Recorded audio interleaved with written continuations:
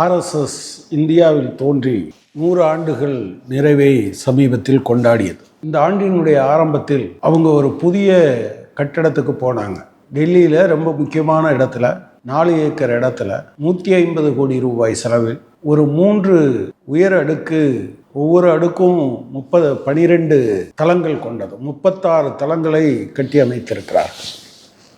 இது வெறும் அவர்களுடைய கட்டிடம் மட்டுமல்ல, இந்தியாவில் அவர்கள் ஆட்சி பொறுப்பை கைப்பற்றிய பிறகு அநேகமாக இந்தியா முழுவதும் அதனுடைய அமைப்புகள் ஏராளமான சொத்துக்களை வைத்திருக்கிறார்கள். எப்போதுமே அவங்க தங்களை ஒழுக்கத்திற்கு தாங்கள் தான் இலக்கணம் வகுப்பவர்கள், தங்கள் அமைப்புக்கு வருகிறவர்களை எல்லாம் ஒழுக்கம் சொல்லி கொடுப்பவர்கள் என்று சொல்லுவாங்க. அது ஒரு பக்கத்தில் இருக்கட்டும், அதை என்ன ஒழுக்கம்லாம் சொல்லி தர்றாங்கன்னு நம்ம பிறகு பேசலாம். பட் என்ன பிரச்சனைனா, 150 கோடி ரூபா சொத்துக்கு அளவுக்கு கட்டடம் கட்டின பிறகு அவங்க யாருக்குமே கணக்கு காமிக்க வேண்டிய அவசியம் இல்லை. நீங்கள் எலக்டோரல் பாண்டுன்னு பிஜேபி ஒரு சட்டம் கொண்டு வந்தாங்கள்ல, அதுக்கான ஆதாரம் இங்கிருந்து தான் ஆரம்பிக்கிறது. இது ஒரு பக்கம் இருக்கட்டும். அதனுடைய நிறைவு விழாவில் பேசிய பிரதமர் மோடி, இந்தியாவுக்கு எப்போதுமே தீண்டாமையும் சாதி பாகுபாடுகளும் ஒரு மிகப்பெரிய சவாலாகவே இருந்து வந்திருக்கிறது. அவற்றை எதிர்த்த போராட்டத்தில் இந்த 100 ஆண்டு காலமும் ஆர்எஸ்எஸ் பங்கெடுத்திருக்கிறது. இதற்கு எதிரான கருத்தை இந்தியா முழுவதும் இந்தியாவின் மூலை முடுக்கெல்லாம் கொண்டு சேர்த்திருக்கிறது என்று பேசியிருக்கிறார். வழக்கமாக அவர்களுடைய வரலாறு ஒரு படத்தில் சொல்கிறது மாதிரி, என்ன இவ்வளவு அசிங்கமாக இருக்குது, உன் வரலாறே சரியில்லையேன்னு சொல்லுவாங்க. நீங்கள் தமிழ்நாட்டில் இருக்கக்கூடியவங்க யோசிச்சு பாருங்கள், என்னைக்காவது கோயில், பொதுப்பாதை, பொதுக்குளம், பொது கிணறு என்று பல்வேறு இடங்களில் பட்டியலின மக்கள் நடக்க முடியாது, தண்ணீர் எடுக்க முடியாது, புழங்க முடியாது என்று இருந்தபோது ஏராளமான போராட்டங்கள் நடந்திருக்கு. ஆனால் எந்த ஒரு போராட்டத்திலேயாவது ஆர்எஸ்எஸ்ஸோ சங் பரிவார அமைப்புகளோ இதுவரை கலந்திருக்கான்னு பார்த்தீங்கன்னா அப்படி ஒரு உதாரணத்தை கூட சொல்ல முடியாது. இந்து மதம் மொத்தத்துக்கும் நாங்கள் தான் குத்தகைன்னு சொல்கிறாங்கல்ல. இப்போ சாதி ஆணவ படுகொலைகள் நடந்தது, அதை எதிர்த்து எங்கேயாவது ஆர்எஸ்எஸ் பேசியிருக்கா, அதுக்கு எதிராக பிரச்சாரம் பண்ணியிருக்கா அப்படின்னு நீங்கள் பார்த்தீங்கன்னா அப்படி எதையுமே நீங்கள் பார்க்க முடியாது. ஆனால் அவங்க பெருமை மட்டும் பேசிக்கொண்டே இருப்பார்கள். இப்போ கூட தமிழ்நாடு அரசாங்கம் கம்யூனிஸ்டுகளுடைய நீண்ட நாள் கோரிக்கை, பிறகு விடுதலை சிறுத்தைகள், திகா எல்லாரும் போராட்டம் நடத்தின பிறகு ஜாதி ஆணவ கொலைகள் குறித்து ஒரு சட்டம் இயற்றுவதற்காக ஒரு கமிஷன் அமைக்கப்பட்டிருக்கு. இதை வரவேற்றிருக்கணும்ல. அதனுடைய குட்டி அமைப்புகள் ஏதாவது வரவேற்றிருக்கிறதா? அதோடு இப்போது கூட்டு சேர்ந்திருக்கிற அதிமுகவையும் கெடுத்துட்டாங்க. அதுவும் இதை வரவேற்கவும் இல்லை, எதிர்த்து பேசவும் இல்லை. கேட்டால் நாங்கள் எதிர்த்து பேசலையே அப்படின்னு ஒரு கதை சொல்லுவாங்க. இது என்னென்னா அவங்களுடைய ஐடியாலஜிக்கல் பொசிஷனில் இருந்து வர்றது. ஆக்சுவலாக பிள்ளைன்னு ஒருத்தர் இந்த அமைப்பை தோற்றுவித்த ஹெட்கேவர், அவரை பற்றி சொல்லும்போது அவங்க பதிவு பண்ணது இதெல்லாம் வேற யாரோ ஒருத்தர் எழுதுனது கிடையாது. பட்டியல் இனத்தவரோடு சேர்ந்து உணவு உண்ண அவர் மறுத்து விட்டார். இது மற்றவர்களை புண்படுத்தும் என்று நினைத்ததால் தான் அவர் தவிர்த்தார் என்று சொல்கிறார். அதாவது அவங்கள பொறுத்தவரையில் அந்த ஒழுக்கங்கிறதுல தீண்டாமை பார்ப்பதும் ஒழுக்கம் என்று சொல்கிறார். அதை விட கொடுமை ஒன்று இருக்குது. அவங்க குருஜின்னு சொல்கிற கோள்வாழ்க்கர் ஒரு பல விஷயங்களை சொல்லியிருக்கார். 4 வர்ணம் அது கடவுள் கொடுத்தது, அதனால் அதை மாற்ற முடியாது. அதாவது பிராமணர், சத்திரியர், வைசியர், சூத்திரர். ஒருத்தர் வேலையை அடுத்தவர் செஞ்சால் அது சமூக ஒழுங்கை குலைத்துவிடும். எனவே அவரவர் வேலையை தான் செய்யணும் என்பதை ரொம்ப டீட்டெயிலாக எழுதியிருக்கார். அவருடைய பஞ்ச் ஆஃப் தாட், சிந்தனை கொத்துக்கள் என்று தமிழில் வந்திருக்கு. ஞானகங்கை என்கிற பெயரிலும் கூட அதனுடைய ஒரு பகுதி வந்திருக்கு. நீங்கள் இதை படிக்கிறவங்க யாரும் அதை படிக்க முடியும். அப்படி தான் சொல்கிறார். இந்த 4 வர்ண முறை சரியானது. அதை மீறினா அதில் வந்து யாரும் அது சமூக ஒழுங்கு குலைந்துவிடும் என்று சொல்கிறாங்க. இது வந்து அவர்களுக்கு விதிக்கப்பட்ட தர்மம் என்று சொல்கிறார் அவர். இதை விட கொடுமை என்னென்னா, அவர் ஒரு உதாரணம் சொல்லியிருக்காரு. 1960 டிசம்பர் மாதம் இறுதியில் 27ஆம் தேதின்னு நினைக்கிறேன், குஜராத் பல்கலைக்கழகத்தில் ஸ்கூல் ஆஃப் சோசியல் சயின்சஸில் மாணவர்களுக்கு உரையாற்றுகிறார். யார்? குருஜி கோல்வால்கர். அதில் வேடிக்கை என்னென்னா, அவர் வந்து பெரிய ப்ரொஃபஸர் அப்படின்லாம் சொல்லிக்கிட்டாங்க. ஆனால் அவர் அப்படி இல்லை அப்படிங்கிறத அவருடைய வரலாற்றை அவங்க எதையுமே உண்மை சொல்ல மாட்டாங்க. பார்த்துக்கோங்க, அவர் ஒரு கல்லூரியில் பேராசிரியராக இருந்ததாக பல இடத்துலையும் அவங்க எழுதி வச்சுருக்காங்க. ஆனால் அவர் உண்மையில் அது இல்லை. அப்போ அவர் என்ன சொல்கிறாரு அதில் பேசும்போது, கலப்பின சேர்க்கை என்பது இன்றைக்கு ஒரு பெரிய பேசுபொருள், முக்கியமான அம்சமாக மாறி இருக்கு. ஆனால் விலங்குகள்லையும் தாவரங்கள்லையும் செய்கிறவங்க எவ்வளவு தைரியமான ஆட்களும் சயின்டிஸ்ட்டும் மனிதர்களில் அதை செய்து பார்ப்பதற்கு விரும்புவதில்லை. அப்படி செஞ்சால் அதுக்கு பேர் வந்து அடல்ட்ரி, விபச்சாரம் என்று அழைக்கப்படும். இப்போ ஏதாவது ஒன்று நடக்குதுன்னா அது வந்து சோதனைக்காக இல்லை, அது வந்து காமத்தின் காரணமாக நடைபெறுகிறது. இப்படியெல்லாம் சொல்கிறார். சொல்லிட்டு அடுத்து என்ன சொல்கிறாரு, நமது மூதாதையர்கள் இதை பரிசோதனை செஞ்சு பார்த்தாங்க. அப்படி பரிசோதனை செஞ்சு பார்த்தது எப்படி அப்படின்னு அவர் சொல்கிறார். வட இந்தியாவில் இருந்த நம்பூதிரி பிராமணர்களை கேரளாவுக்கு அழைச்சிட்டு வந்தாங்க. அங்கே அவர்களை குடியமர்த்தினார்கள். கேரள நம்பூதிரி பிராமணர்கள் குடும்பத்தில் இருந்த மூத்த ஆண்மகன், சரியாக புரிஞ்சுக்கங்க, ஆண்மகன் மட்டும்தான், பெண் இல்லை. அவருடைய திருமணம் என்பது, முதல் திருமணம் என்பது யாரோட நடக்கும் அப்படின்னா, அவர் ஒரு சத்திரிய பெண்ணையோ வைசிய பெண்ணையோ சூத்திர பெண்ணையோ தான் கல்யாணம் பண்ணணும். இது ஒன்றா. அதன் மூலம் அந்த கிராஸ் ப்ரீடிங், கலப்பின சேர்க்கைக்கு அவங்க வந்து அதாவது அறிவை டிரான்ஸ்மிட் பண்ணுறாங்களாம். அதே போல் அந்த ஊரில் எந்த பெண் திருமணமாகி வந்தாலும் முதல் குழந்தை ஒரு நம்பூதிரி பிராமண பையன்கிட்ட தான் பெற்றுக்கொள்ள முடியும். அதன் பிறகுதான் தன் கணவனிடமிருந்து குழந்தை பெற்றுக்கொள்ள முடியும். எவ்வளவு தொலைநோக்கோடு இதையெல்லாம் செஞ்சுருக்காங்க அப்படின்னு அவர் சொல்கிறார். ஒரு பகுதியவே எவ்வளவு கேவலமாக பேசுகிறாருன்னு பாருங்களேன்.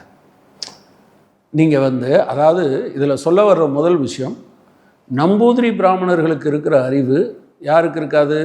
சத்திரியருக்கு இருக்காது, வைசியருக்கு இருக்காது, சூத்திரருக்கு இருக்காது. அப்போ அது கலப்பின சேர்க்கையின் மூலமாக இந்த 3 பேருக்கும் கொடுக்க போகிறாராம் அவர். ஏன் ஒரு இதில் ஒரு பெண் சார்ந்த விஷயமும் அடங்கியிருக்கு. நம்பூதிரி ஆணோ பெண்ணோ என்று சொல்லலை, நம்பூதிரி ஆண் தான்.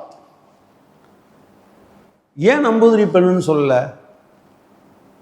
நம்பூதிரி பெண்ணுன்னா அவளிடம் பெறுகிற குழந்தை வேற யார்ட்டையாவது, அதாவது ஆணிடம் தான் இருந்து தான் அறிவு வருது. எனவே நம்பூதிரி பெண்ணுக்கு அந்த குழந்தை பிறந்தால் அது அறிவு குறைவாக தான், நம்பூதிரி பெண்ணுக்கு இருக்கக்கூடிய அறிவை விட குறைவாக இருக்கும் என்ற அவருடைய அனுமானத்திலிருந்து தான் என்ன சொல்கிறாருன்னா, ஆண் தான் இதை கொடுப்பார், அறிவை கொடுப்பார். எவ்வளவு வக்கரமான புத்தியோடு இருந்திருக்காங்க. இதை சொன்னால் இப்படியெல்லாம் ஒருத்தர் சொல்லியிருப்பாரான்னு உங்களுக்கு அசிங்கமாக, இவ்வளவு கேவலமாக ஒரு மனுஷன் யோசிச்சிருப்பாரா? நீங்கள் வந்து பொய் சொல்கிறீங்க அப்படின்னு யாராவது நினச்சா, 1961ஆம் ஆண்டு, அதாவது டிசம்பரில் இவர் பேசுகிறாரு, 1960 டிசம்பரில், 61 ஜனவரியில் 2ஆம் தேதியிட்ட ஆர்கனைசர் பத்திரிகையில் இவருடைய பேச்சை அப்படியே பிரசுரித்திருக்கிறார். எவ்வளவு வக்ர குணம்! அதே போல் நீங்கள் அடுத்து நீங்கள் பார்த்தீங்கன்னா, இந்த மாதிரியான விஷயங்கள் இது சரிதான் என்று அவங்கள்ட்ட பாலா சாஹேப் தேவரசன் ஒருத்தர் சர்சங்க சாலக்காக இருந்தார், அவரும் அதை ஏற்றுக்கொண்டார். அதில் ஒரே ஒரு ஆர்எஸ்எஸ் தலைவரை தவிர மீதி எல்லாம் பிராமணர் சமூகத்தினுடைய ஒரு குறிப்பிட்ட பகுதியை சேர்ந்தவர். அதில் தேர்தலெலாம் கிடையாது, கடைசியில் இருக்கவர் எழுதி வச்சுட்டு போகிறது மட்டும்தான் அது நடக்கும். அது ஒரு பக்கம் தனியாக இருக்கட்டும். ஆக்சுவலாக இவங்க இன்றைக்கி சொல்கிற இந்துத்துவாவை வரவறுத்தவர் சாவர்கர். நிறைய பேர் இந்துத்துவாங்கிற பேரை யூஸ் பண்ணுறீங்களே, அது இந்துக்களோடு ஐடென்டிஃபை ஆகுது, எனவே அது இந்து மதத்தை காயப்படுத்துகிற மாதிரி மாறிடுறாரான்னு கூட கேட்குறாங்க. ப்ராப்ளம் என்னன்னா, இந்த இந்துத்துவாவை வரையறுத்த சாவர்கர் அவருடைய புத்தகம் 1923 வருது. அதைத்தான் இவங்க பின்னால் தழுவிக்கொள்கிறார்கள் இந்துத்துவா என்பதற்கு. ஆனால் சாவர்கர் என்ன சொல்கிறாரு அப்படின்னு சொன்னால், இந்து மதத்தோடு போட்டு குழப்பிக்காதீங்க, இந்துத்துவா என்பது மதம் சார்ந்தது அல்ல, அது முழுக்க முழுக்க ஒரு அரசியல் திரட்டலுக்கான ஏற்பாடு என்று தான் அவர் சொல்கிறார். அவர் என்ன சொல்கிறாரு, இந்த ஜாதி முறை பாதுகாக்கப்படணும். ஏன் பாதுகாக்கப்படணுமான்னா, வளமானதை அப்படியே பாதுகாத்து புஞ்சையாக கிடக்கிற இதர பகுதியை மேம்படுத்துவதற்காக அதை பயன்படுத்துறது. எனவே வளமாக இருக்கக்கூடிய அதை எந்த வகையிலையும் டிஸ்டர்ப் பண்ணாமல் இருக்கணும்னு அவங்க நினச்சாங்க என்று சொல்லியிருக்கார். இதை தவிர அவர் இன்னும் கூடுதலாக போய் என்ன சொல்லியிருக்காருன்னா, சில பேர் கோயிலுக்குள் பட்டியல் இனத்தவர்கள் வர்றதுக்கு சட்டம் இயற்ற போகிறதா சொல்கிறாங்க. நான் என்னுடைய சனாதன சகோதரர்களுக்கு நான் சொல்ல விரும்புகிறேன், தயவு செஞ்சு நீங்கள் கவலையே படாதீங்க, இதர மதத்தவர்கள் ஒரு கோயிலுக்குள் எவ்வளவு தூரம் வர முடியுமோ அந்த அளவிற்குத்தான் பட்டியல் இனத்தவரும் அனுமதிக்கப்படுவார்கள், அதுக்கு மேலே அனுமதிக்கப்பட மாட்டார்கள், என்ன சட்டம் வந்தாலும் அதை எதிர்த்து போராடுவோம்னு சொல்லியிருக்காங்க. ஸோ இதெல்லாம் அவங்களுடைய நிலைப்பாடு, தத்துவார்த்த நிலைப்பாடு. ஜாதி கடவுளால் படைக்கப்பட்டது, கடவுள் படைப்பில் ஒவ்வொரு ஜாதிக்கும் ஒரு தொழில் இருக்கிறது, எனவே குலத்தொழில் என்பதுதான் சரி. இன்னொரு குலத்தினுடைய தொழிலை மற்றொருவர் செய்ய ஆரம்பித்தால் சமூகம் சீர்குலைந்து போகும், சமூக அமைதி கெட்டு போகும். அறிவு கொஞ்சம் கொடுக்கலாம், அப்படி கொடுக்கலான்னா மேலே இருக்க ஒருத்தர் தான், அதாவது நம்பூதிரி பிராமணர்களுக்கு தான் அறிவு இருக்கும், அவங்க மற்ற உங்களுக்கு கொஞ்சம் டிரான்ஸ்மிட் பண்ணிக்கலாம். இதை தாண்டி யாராவது நீங்கள் பண்ண வந்தீங்க அப்படின்னு சொன்னால் நாங்கள் அதை அனுமதிக்க மாட்டோம், அது என்ன விலை கொடுத்தாலும் நாங்கள் அதை தடுத்து நிறுத்துவோம். அதை தாண்டி அவங்க சொல்கிற இன்னொன்று, பக்கத்தில் உட்காந்து கூட சாப்பிட மாட்டோம். ஆனால் அவங்களுடைய வரலாறு ஃபுல்லாக என்ன எழுதி வச்சுருப்பாங்கன்னா, காந்தி வந்தார் பாராட்டினார், காந்தி 1934 பாராட்டினார், 48 என்ன சொன்னார்னு எடுத்து பாருங்கள். அது கூட நீங்கள் சொன்னதான், அவர் போய் ஒன்றும் வெரிஃபை பண்ணல. உங்கள் ஆர்எஸ்எஸ் சொன்னதா அப்படியா, ரொம்ப சந்தோஷம், இங்கே ஜாதி பாகுபாடெலாம் இல்லைன்னு சொன்னீங்கன்னா இவர் கேட்டிருக்கார். காந்தி கொஞ்சம் புத்திசாலித்தனத்தில் இவங்களெல்லாம் மிஞ்சினவர் தானே. அவர் என்ன கேட்குறாரு, இங்கே இருக்கிறதுல யாராவது ஹரிஜனங்கள் இருக்காங்களான்னு கேட்குறாரு. இல்லை நாங்கள் அப்படி ஐடென்டிஃபை பண்ணுறது இல்லைன்னு சொல்கிறாங்க. ஒருவேளை ஐடென்டிஃபை, ஏன்னா இவங்க பின்னால் பிரச்சாரக்குன்னு நியமிக்கிறவங்க இருக்காங்க பார்த்தீங்களா, அதில் ஒரு பட்டியலினத்தவர் கூட இல்லை அப்படின்னு சொல்கிறாங்க. ரொம்ப நாளாக அவங்க அம்பேத்கரை ஏற்றுக்க மாட்டாங்க. ஒரு கட்டத்தில் அது வாக்குகள், அதிகாரம், அரசியல் என்று வந்த பிறகு எப்போதுமே அம்பேத்கர் படம் இருக்கிறது மாதிரியான ஒரு பம்மாத்து ஒன்று அவங்கக்கிட்ட இருக்கும், மற்றபடி அதை முழுமையாக ஏற்றுக்கொள்ள மாட்டார்கள். எனவே நரேந்திர மோடி நான் ஏற்கனவே கூட சொல்லியிருந்தேன், அவர் ஒரு நாணயம் வெளியிட்டு இருந்தார், அதே போல் ஒரு ஸ்டாம்பு ஒன்று வெளியிட்டு அதுக்கு ஒரு கதை ஒன்று சொல்லியிருந்தார். அந்த கதை மிக மிக பொய்யான கதை. அது அவங்க அந்த 1963 ஜனவரி 26 குடியரசு தின விழாவில் ஆர்எஸ்எஸ் அந்த குடியரசு தின அணிவகுப்பில் கலந்து கொள்ள வேண்டும் என்று நேரு கேட்டுக்கொண்டு அதில் கலந்து கொண்டதாக ஒரு பொய்யை சமீப காலமாக சொல்லி பத்திரிகையில் எழுதிட்டே இருக்காங்க.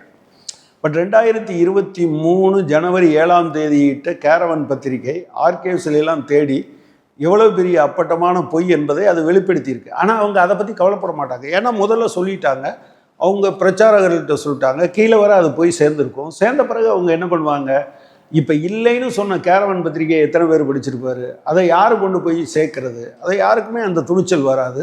எனவே அவங்க அப்படியே வச்சுருப்பாங்க. இப்போ அவர் சொல்கிறது சாதி பாகுபாட்டிற்கு எதிராகவும் தீண்டாமைக்கு எதிராகவும் இருந்தார்கள் என்று. அநேகமாக அவங்கள காங்கிரீட்டாக ஒரு இடத்த சொல்லுங்க, தமிழ்நாட்டில் ஒரு இடத்துல தீண்டாமை கொடுமைக்கு எதிராக நாங்கள் இதை செய்தோம், இந்த நேரடி நடவடிக்கைகளில் ஈடுபட்டோம், பொத்தாம் பொதுவாக எப்போது பேசுவாங்க. நம்மெல்லாம் எல்லாரும் இந்துவாக்கும், நமக்குள்ள சாதி வேறுபாடெல்லாம் இல்லைன்னெலாம் பொதுவாக பேசுவாங்க. ஆனால் ரொம்ப ஸ்பெசிஃபிக்காக ஓகே ஒருத்தர் நீ தீண்டத்தகாதவன், உன்னை தொடமாட்டேன்னு சொல்கிறார். இன்னொருத்தர் இல்லை இது தப்புன்னு சொல்கிறாருன்னா அந்த இடத்துல இவங்க ஸ்டாண்ட் எடுக்க மாட்டாங்க பகிரங்கமாக. ஆனால் இந்த தீண்டாமையை ஊக்குவிக்கிற அளவில் தான் இருப்பாங்க. கோயிலுக்குள்ளே வரக்கூடாதுன்னா கோயிலுக்குள்ளே கூட்டிகிட்டு போவோன்னு ஒரு இடத்துலையும் சொல்ல மாட்டாங்க. பொதுக்குளத்தில் தண்ணி எடுக்கக்கூடாதுன்னு சொன்னால் வா பொதுக்குளத்தில் தண்ணி எடுப்போன்னு போக மாட்டாங்க.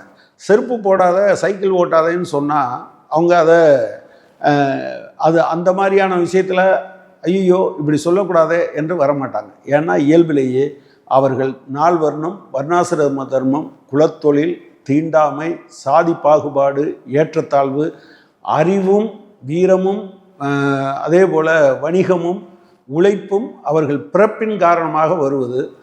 அதாவது என்ன சொல்கிறாங்கன்னா, சூத்திரர்கள் உழைக்க பிறந்தவர்கள், அவங்க உழைச்சிக்கிட்டே தான் இருக்கணும் அப்படிங்கிறது தான் அவங்களுடைய பாயிண்ட்டு. எனவே வழக்கம் போலவே ஆர்எஸ்எஸ் மீண்டும் ஒரு பொய்யை சமூக தளத்தில் தாங்கள் ஏதோ பெரிய விஷயத்தை சாதிச்சிட்டதா சொல்கிறது அப்பட்டமான பொய். பிரதமர் சொன்னது பொய். அவர்களுடைய வரலாறு முழுவதுமே அதை நிரூபிக்கும். நன்றி.